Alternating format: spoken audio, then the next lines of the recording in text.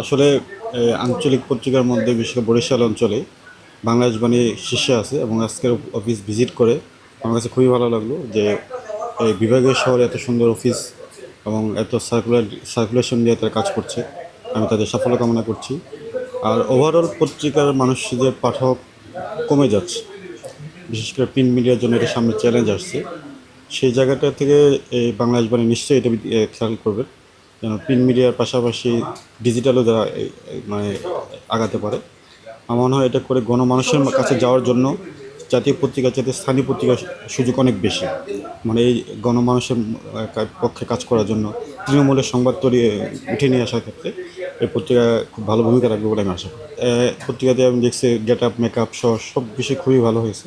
তো আমি যেটা আগে বললাম যে তৃণমূলের মানুষের কথাগুলো যেন আরও বেশি আসে। একেবারে বিশেষ করে এখানে উপকূলীয় অঞ্চলের মানুষের নদী ভাঙ্গন বা উপকূলের যারা ক্ষতিগ্রস্ত আছে এই জায়গাগুলোতে আরেকটু বেশি ফোকাস দিতে দেওয়া যায়। বিনোদনের জায়গাতে মানুষের চাহিদা অনেক বেশি, সেই জায়গাটাতে একটু ফোকাস দেওয়া যায়, নিশ্চয়ই পত্রিকা অনেক ভালো করে।